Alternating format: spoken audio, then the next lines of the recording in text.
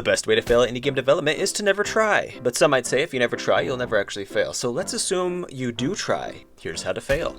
Automation games, the genre everyone plays, but is only ever won by nerds. It's a type of game where players will work, problem solve, and grind for hours and hours, all with the goal of getting to a point where they will no longer be able to do that. It's a really weird genre if you think about it, so probably the best idea is to just not think about it.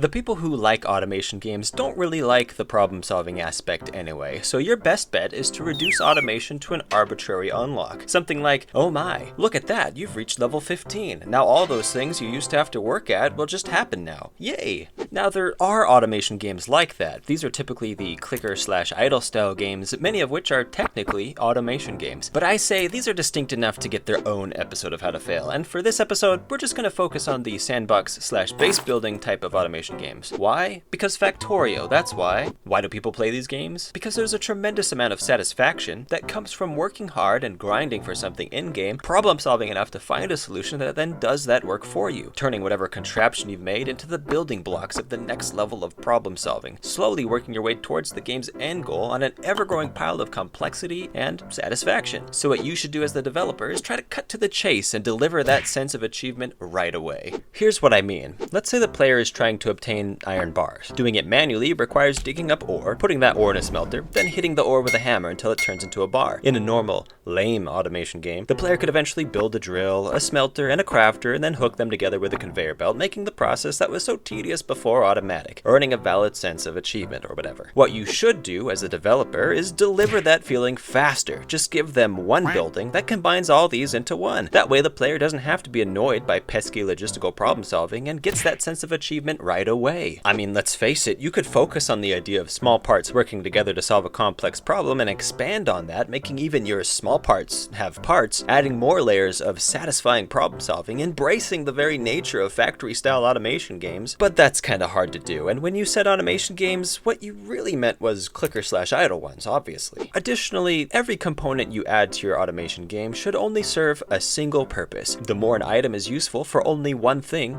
the better. We wouldn't want players to feel like they can create their own solutions by giving them as many versatile options as possible. No, they need to find the solution, because it's time for normal, non-engineering degree type people to rise up and play these games too. You'll sell more copies of your game because more people will be happy if they can win it by doing the exact same thing that everyone else has to do as well. Also, conveyor belts. I mean, can it really be called an automation game if you don't have a conveyor belt? I don't think so.